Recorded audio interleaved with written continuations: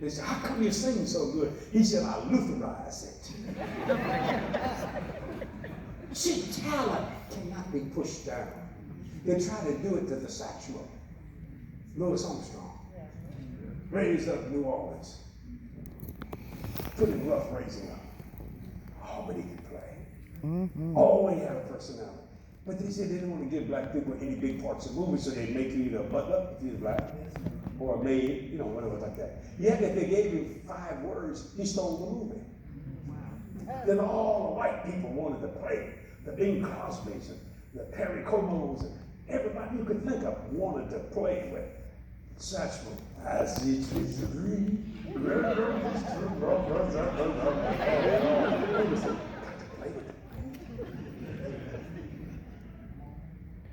See, you can't suppress it. It's more powerful than you can imagine. You know, he's been gone a long time, but I remember how he blessed me with his talent. He was a humble man. The mob wanted to kill him because they wanted to control him, and he wouldn't let them control him. Now, he went to Chicago so he could get out of New York. He got out of New York, but they would just chase him because he made money. Everybody wanted a piece of him. How could he play? And we still, musicians today, because I'm from New Orleans, still trying to figure out some of the licks, they call them chops, that he had with that trumpet. Lord, man, could that man play? It was a gift of God. Now what people do with it is up to them. And I'm not here to judge anybody. But I tell you right now, when I put on a Louis Armstrong record right here, it just makes me happy. I see trees of green. Or you know, they go, yeah. You think of green trees, red roses too. Yeah. I watch them bloom for me and you. And I say to myself, what a wonderful world. I see skies of blue, clouds of white, bright blessed days, dark sacred nights, and I say to myself, what a wonderful world. It just made you feel good. In one sense, it was anointed because he was doing it from his heart. He remembered to always play from his heart and not his head. Remembering and walking in God's grace is from the heart and not the head. You see, memory quickens the heart and supplies fuel to gratitude. What it does, it cures bad memories. When you think on good things. Why? Because it humbles you, it proves you, teaches you the insufficient of things. So I started making a lot of money. Brother, I'm talking about a lot of money, you understand? I ain't talking about $100 here. I'm talking money. Big money. Big. Fine, new, Duplantis you want. You want 20 of them? Fine. Hey, who cares? Now I remember telling Kathy at 22 years old, money. Because the rock world, you hit it right, it's big money.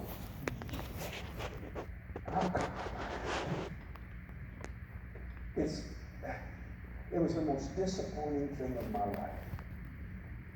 And when I got rich, because I thought it would make me happy. But after you got the car, the clothes, the shoes, the jewelry, I don't know, whatever you think wealth is, now what we're going to do. It's a fact. I never thought of God as a person. I thought of God as the Holy Roman Catholic Church. I thought of God as religion. And a religion is the theological wilderness and the garden of weeds.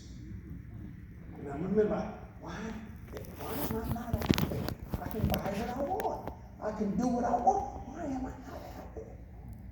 I never was really happy. But when I got born again, it brought reality to everything in life. For the first time in my life, I was happy. Isn't that amazing? And I still remember Labor Day weekend, 1974, at 8:45 in a bathroom in Boston, Massachusetts, with that long chocolate brown hair. All that embroidery on them jeans, them Jesus sandals. It's the 70s. I got born again. I had to play a show. Keep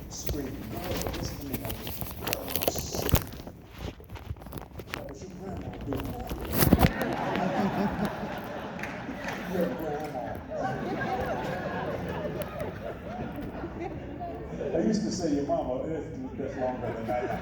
Your grandma. You know, when he gets up in the morning, walks to the bathroom like this. Screaming. Oh, we get together. And the white guys and the black guys, we play together. Oh, God, I used to play with the brothers, Lord. And the difference between this, both of them were a bunch of drunks. And, see, the white guys drank booze and the black guys smoked marijuana. I tell you what, we knock you out. If you breathe, you got stoned. If you drink, you got and we were stoned. Oh, but when we got together, oh, that was music. We could play. Motown. All the different things, you just go back. And, you know, and then Aretha came up on and said, R-E-S-P-E-C-T. Boy, before you know, you're thinking, man. You ever heard of Percy Sledge? When a man loves a woman, he said, come here, baby, Lord, Jesus. Hey! So you be mine under me, baby.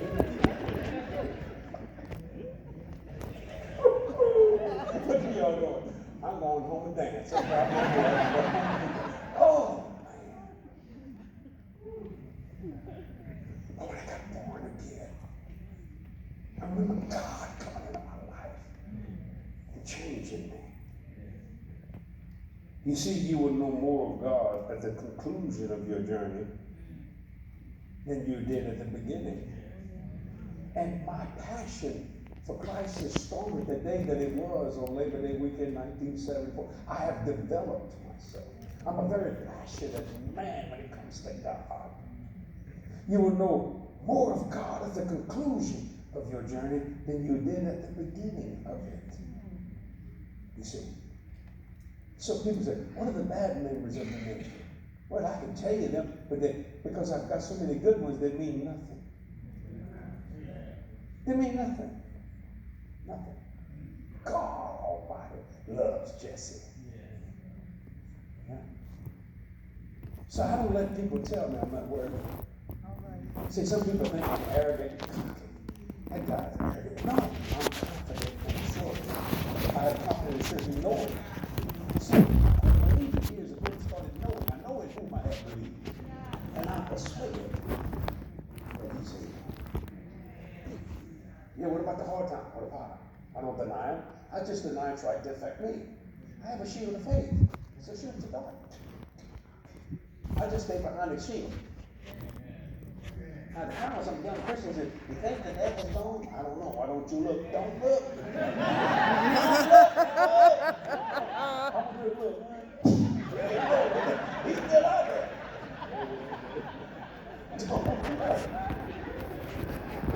What do you think about prejudice? I don't think about it at all. It don't exist. Amen. It's a learned thing. Amen. You want to stop it? You want to stop it just that quick? Don't tell your children they're black. Don't tell them they're white. Don't tell them they're yellow, Asian. Don't tell them they're red, Indian. Tell them they're kids. Go to the nursery. Watch a little black child, yellow child, red child, white child, brown child. They just playing. They enjoying themselves. They don't know. Don't tell them. Amen. Forget your skin color, but never forget your culture. Amen. That's who you are. Don't shout me down and preach it good. See, when you do that, it don't exist. We're raised very poor. So guess where we live? Across the street from the black people. On a gravel road. We borrow sugar from each other. Mm-hmm. That's why I wanted to put in music. Why I got interested in music. Because Mr. George was across the street, who was an elderly black gentleman. He was 72. I'm 72 now. But when you're 6, God, can you walk?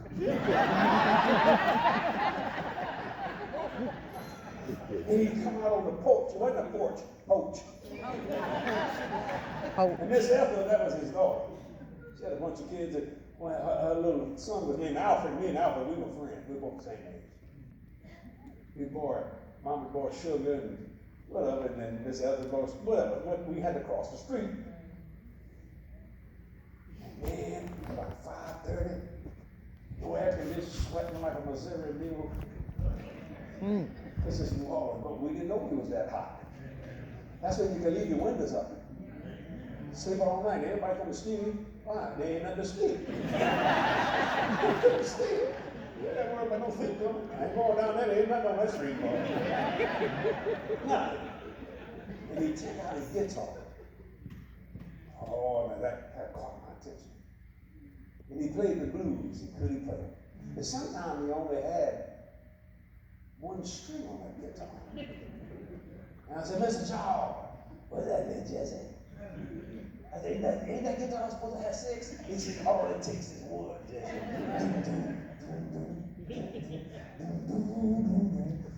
Before you know it, there's a little white 6-year-old boy. He said, you want to learn that? But yeah, show me how to do that. Oh, we entertained ourselves. It was great. I'm just doing it for you. Yesterday.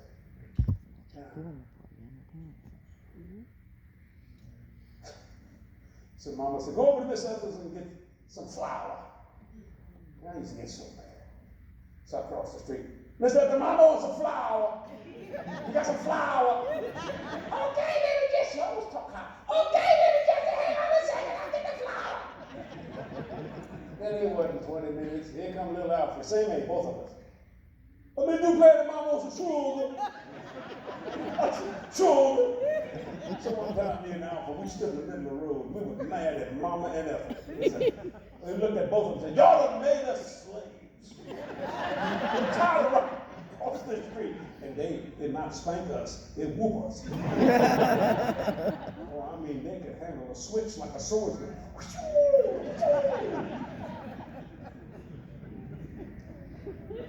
It was great times.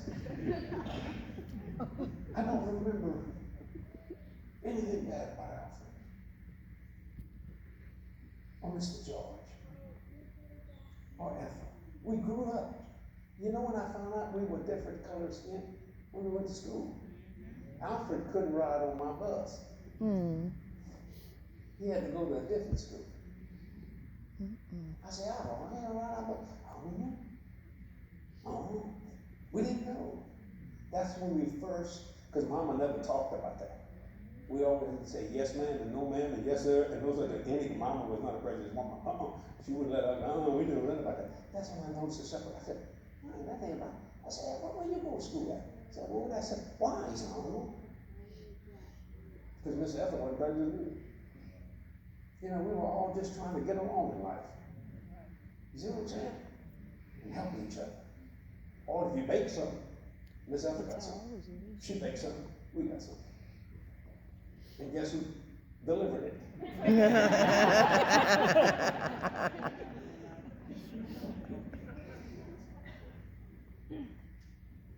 To remember is always to prosper. It was great days.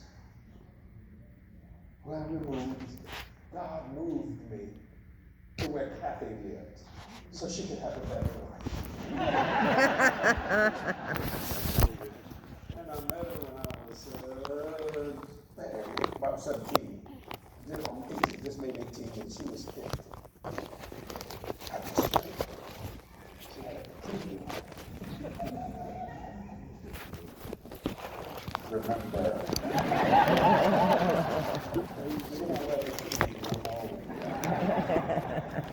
She said, shut up, boy.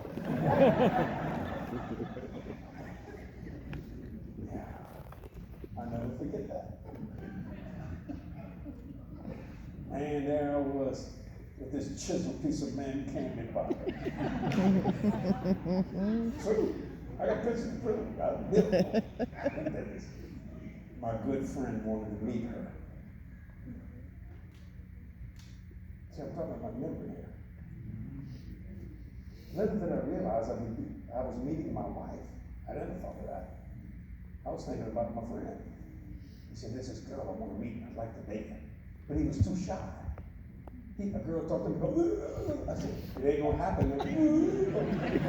Stupid little, let's say something. You know, I said, get like the brothers, get your lead on. What's up, baby? How you doing? Hey, baby, how you doing? Y'all know, look at the people, y'all remember it now. And here it comes. Myra, her little sister. Deborah, right behind her, her little sister. Kathy in the middle. Christine behind her. And Patty. I said, which one's Kathy? He said, the middle one. I said, she's a little skinny, you can have her. I took the one in front of her. I was going to meet him. I said, this way. I walked her. Hey, girls, how y'all doing? Hey, we the life girl say, can we help you? Now, Kathy was so shy, she wouldn't say 2 words when she talked to me. He wouldn't say nothing. I said, this is my friend. She goes, he goes,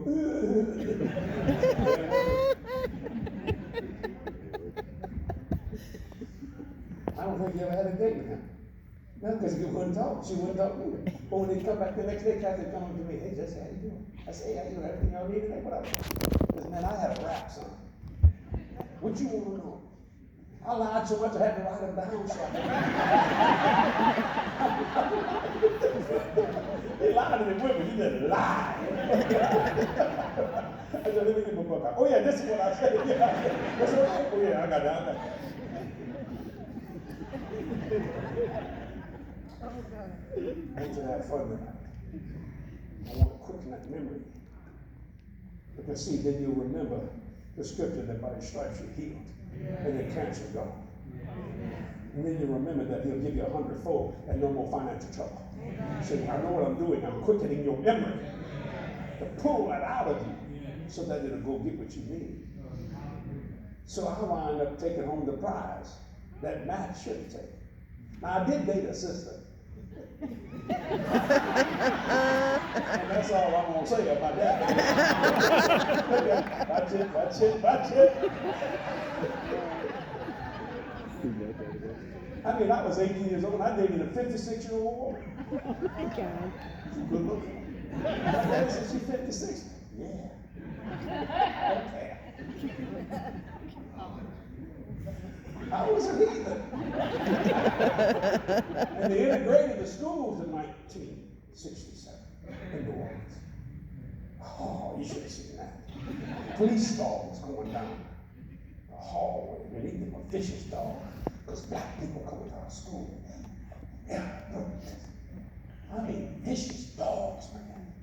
And people across the street at the Baptist church, which happened to be a white Baptist church, cursing and using racial slurs because they were coming on school. And me, I was the only happy one.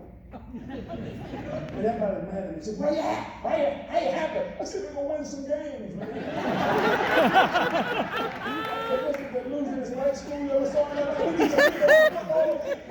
We lose. And the first black girl that was sent out in school was Betty. Little, was probably weighing 90 pounds, soaking wet, trembling. She said, okay to sit here? I said, are you smart? She said, I make straight A's. I said, you sick. She got me through the 9th, 10th. I'm stealing her paper.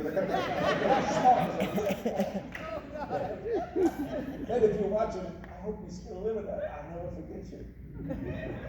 But my good friend turned out to be a black guy of all names, Jesse. Fullback. Hit you so hard. He can hit you 2 weeks from Sunday. That was good. Now we have racial slurs in New Orleans because I'm a Cajun. What is a Cajun? I don't know. But they called us coon asses. Ever heard the term? Say if you've heard the term. Yeah. Don't freak out. That's what they said. I've been introduced. Ladies and gentlemen, we got a coon ass evangelist here today. That's a fact. Yeah, we get mad as a party. I don't get mad because they were coming to see this coon ass. Excuse me. I'm not going to just repeat. Now, Jesse, he was my friend. I like that. And he passed away. What a man. What a man. He was a great man and a great young man. We talk to the boys and they become big. He was so bad. He was going to kill us. This was the problem. He said, he called me a coon. I I said, what's wrong with that? That don't make you mad? I said, they call me a coon ass. I'm the back of the coon.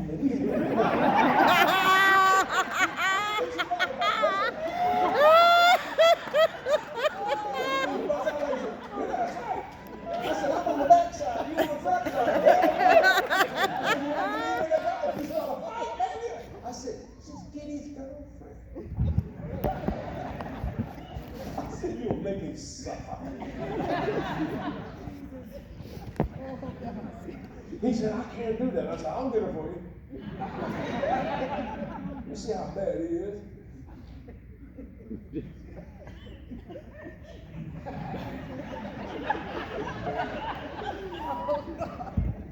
I didn't even say nothing and they laughed.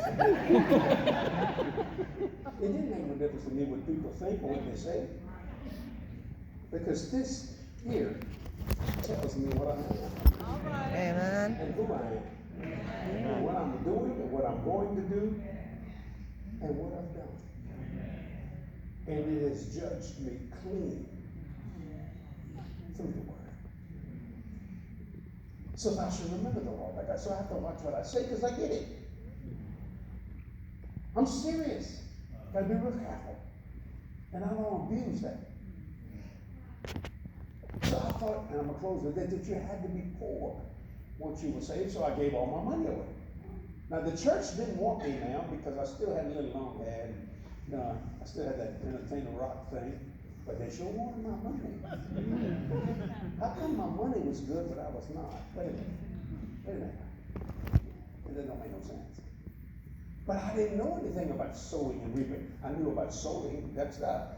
Give, and they always said like that, but don't expect anything in return. Well, that's not even biblical. None of that. Let me just tell you something that will shock you. When I went to ministry, I never wanted financial partners. I said, I don't need financial partners. I said, Lord, and I thought God would just be so blessed by this wonderful statement of mine. I said, Lord, you've given me a business mind. Lord, if you bless me, I'll pay for everything. I don't care. I did it for the devil, I can do it for you. You want me to make millions? I can do that. Both sides of this coin. I know how to do that. And I thought God would say, boy, Jesse, that's so nice of you. And he didn't say that. He was kind of irritated about it. He said, oh, you want me to take giving up the Bible? I said, oh, I didn't say that. He said, that's exactly what you said. Would you like me to take healing out of the Bible too? How about salvation? Anything else you want to cut out? I also got to change that Genesis thing. As long as the earth remains, seed time, harvest time. Want to throw all that away? I thought, God, forget what I said. He said, I just did. Giving is a gift given to you. So you can receive some 30, some 60, some 100-fold. But part of that you don't understand. See what I'm saying? But we've been taught poverty as a blessing. Well, how's it feel? You enjoying it? No. It's a curse. It's a curse. There's no one poor in heaven. Jesus said the poor you have what you always. Why? Because people want to, and the church preaches it as something holy. When he says his will be done in heaven as it is, as being done on earth as it is in heaven.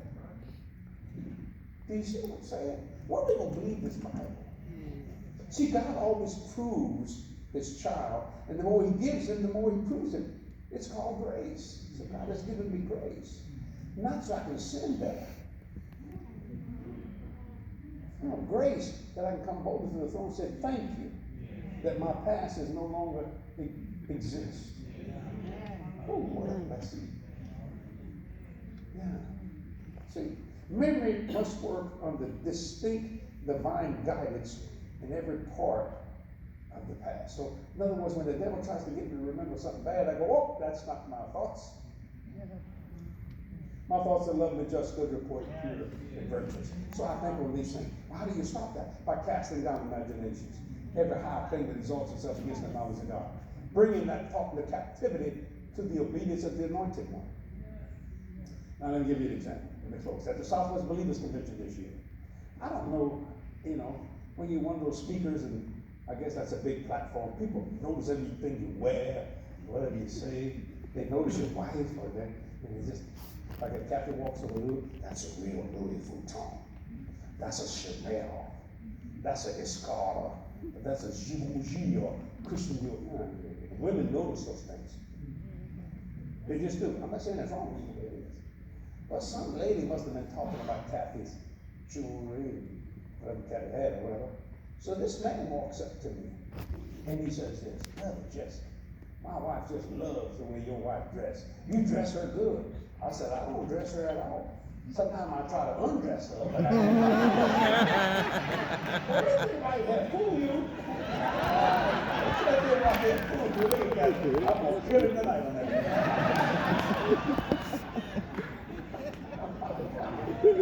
He said, man, she know. I said, really? I said, yeah. He said, I'll tell you, man, my wife's impressed the way you treat your wife. Like the thing you. I said, well, what are you going to say? I said, well, okay, thank you. He said, Brother Jesse, what's the most expensive thing you've ever given Kathy? I said, my name. Oh. My name. She can spend everything I got. She is Jesse Duplantis. Whether I'm there or not there, she has retained her name. I don't have her name. Her name is Catherine Carrere Duplantis. I can't spend anything that belongs to a Carrere, but she can spend everything. She's got my name. And then when she goes to the bank, then she says, I'm Catherine Duplantis. She can take it all out. But I know where she lives. In other words, she got my name. So as far as they're concerned, I am her. Ladies and gentlemen, God gave us his name. We have his name. Not on us, in us. Christ in you, the hope of glory in you. You can act like, talk like, smell like, be like God. Spiritual, physical, financial. Amen. Every area of your life. No matter where you live. Because you have his name. I am Jesse Duplantis Christ. I come boldly to the throne. I don't have to make an appointment. I'm family. So are you. I got his name. So when Satan tries to do something, I say, excuse me, you're nameless. Go away, fool. You're nameless. You have no authority or power behind you. But I have his name. And when you understand memory, and I close with it, memory turns into practical wisdom. For I know in whom I have believed. Now, I'm going to tell you a couple, maybe a story or two more. Watching what I have to say, because I get it. Judy, my daughter, says to Kathy, Daddy is the hardest man to buy something for. Because he has everything. No, I don't. What does he want for Christmas? Kathy says, nothing. We got everything. What he wants is just come over and let's eat and have fellowship. That's it. Mm-hmm. She's my daughter. See what I'm saying? She does not make any an appointment to see me. I have a private interest in my office. Okay? Now you got to go through a bunch of people to get to me. First you're going to get hit with security. Then someone's going to stop you that might be a supervisor. Then they'll bring you to a director. Then they'll bring you to the CEO, Chief Operating Officer. You still haven't got to me. Then she will bring you to the CEO, Chief Executive Officer, me. Now I said, but Jody doesn't go through any of that. She just opens up the door and says, Dad, if I'm on the phone, I don't care what, when I stop, I go, what do you want, Jody? Why? She has my name.